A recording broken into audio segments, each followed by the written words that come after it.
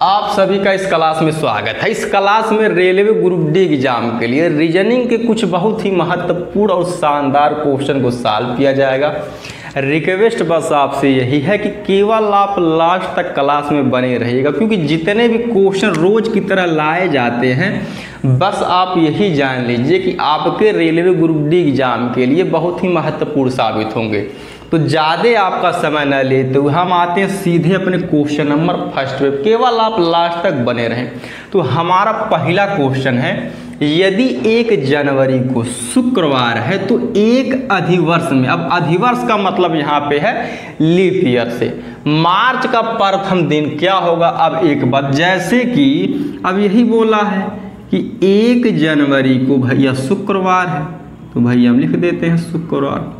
लेकिन अब हमको आना है मार्च तक, तो जनवरी के बाद आ जाएगा फरवरी का महीना और फरवरी के बाद आ जाएगा मार्च का महीना।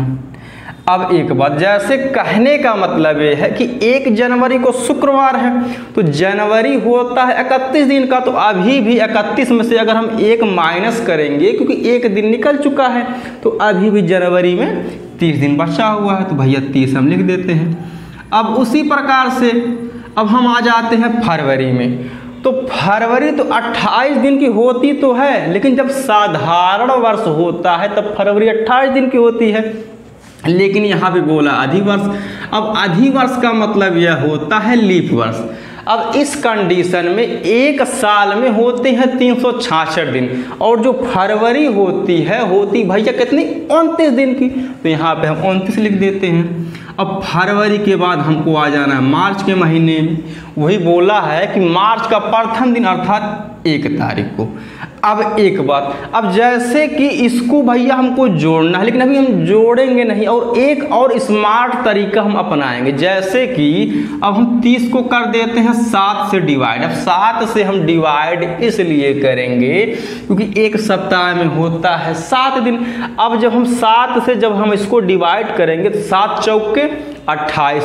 अब 30 में से अगर हम 28 को घटाएंगे तो रिमाइंडर या शेषफल हमारा 2 आ जाएगा, तो भैया 2 लिख लेते हैं। अब एक बात, भागफल से लेना देना हमारा 1% नहीं है।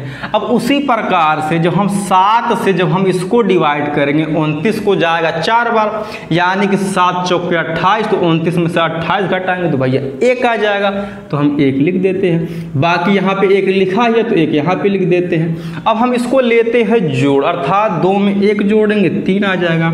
अब 3 में 1 जोड़ेंगे तो भैया 4 आ जाएगा। अब इसी 4 को, क्योंकि हमको जाना है आगे की तरफ, तो भैया शुक्रवार में हम 4 दिन जोड़ देते हैं। अब जब शुक्रवार में जब हम 4 जोड़ देंगे तो भैया शनिवार, रविवार, सोमवार और मंगलवार, यानी कि उस अधिवर्ष में मार्च का जो प्रथम दिन होगा हमारा क्या हो जाएगा, मंगलवार, जो कि ऑप्शन नंबर हमारे सी में दिया गया। केवल आप लास्ट तक बने रहे। बस आप यही जान लीजिए कि रेलवे ग्रुप डी के एग्जाम में प्रीवियस ईयर में जिस प्रकार का रीजनिंग का क्वेश्चन पूछा गया था, सेम वही पैटर्न और सेम वही लेवल इस क्लास में रखा जाएगा। केवल आप लास्ट तक बने रहें। अब हम आ जाते हैं अपने नेक्स्ट क्वेश्चन पे। तो जो हमारा नेक्स्ट क्वेश्चन दिया गया है, निम्नांकित चित्र में प्रश्न चिन्ह के स्थान पर कौन सी संख्या आएगी। अर्थात यहाँ पे जो भैया क्वेश्चन मार्क या प्रश्न चिन्ह का जो साइन बना हुआ है, यहाँ पे हमको यह बताना है कि कौन सी संख्या आएगी। अब एक बात, जैसे अगर हम ध्यान से अगर हम देखते हैं, अब पकड़ते हैं पहले भैया 3 को। अब 3 के बाद 9 लिखा गया, और 9 के बाद 27, 27 के बाद 81 और 81 के बाद 243। तो अगर हम ध्यान से अगर हम देखेंगे तो भैया 3 गुणे अगर हम 3 कर देते हैं तो 9 आ जाता है, यानी कि 3 का 3 गुना लिखा गया तो भैया 9 आया है। और उसी प्रकार से 9 गुणे 3 कर देते हैं, यानी कि 9 त्रिक 27 आ जाएगा।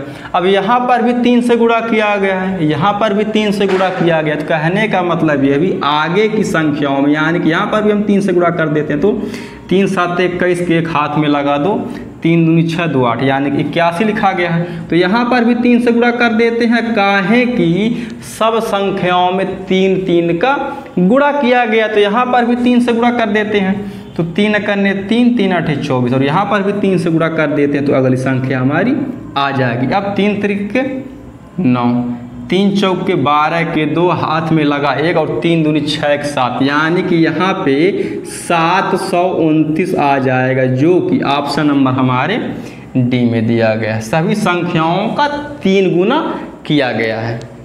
अब हम आ जाते हैं अपने नेक्स्ट क्वेश्चन पे। तो जो हमारा नेक्स्ट क्वेश्चन दिया गया है, आप देख सकते हैं, लिया गया है कथन और निष्कर्ष। अब एक बात आप खुद गौर कर रहे होंगे कि हर क्लास में कथन और निष्कर्ष एक क्वेश्चन रखा जा रहा है, और रखा इसलिए जा रहा है, कहा है कि रेलवे ग्रुप डी के एग्जाम में हर शिफ्ट में भैया कथन और निष्कर्ष 2 से 3 क्वेश्चन तो आ ही जाता है।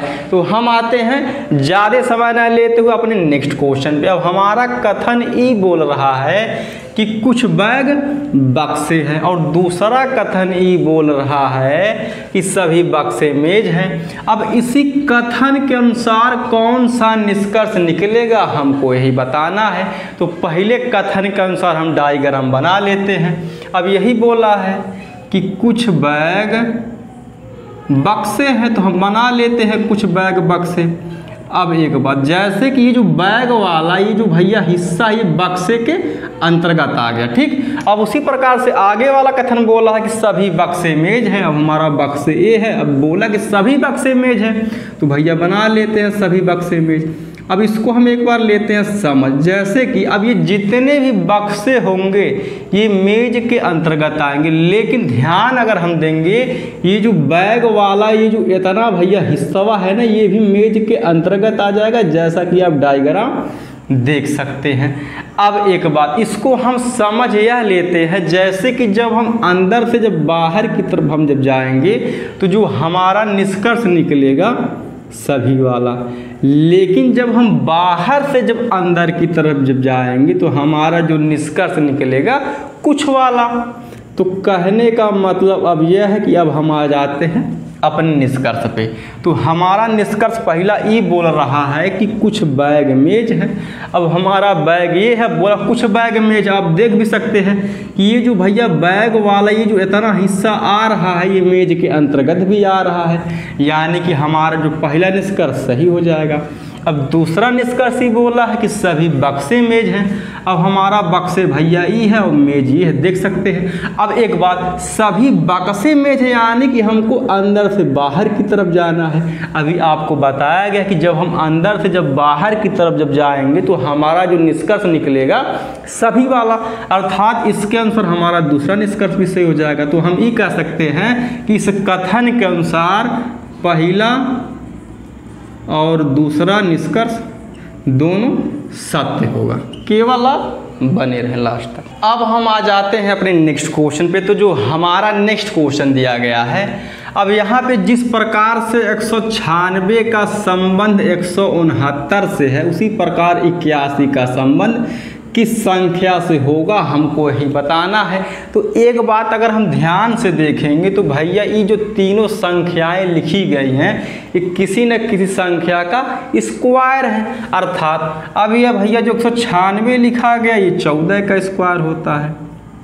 अब जो यह 169 लिखा गया है भैया 13 का स्क्वायर होता है। तो कहने का मतलब ये है पहले 14 का स्क्वायर लिखा गया तो 196 आया है। अब 14 में से जब हम एक माइनस किए हैं तो भैया 13 का स्क्वायर लिखा गया जो कि 169 है। अब उसी प्रकार से अब हम यहाँ पे जब आएंगे तो भैया ये 9 का स्क्वायर होता है, तो 9 का स्क्वायर 81 लिखा गया है।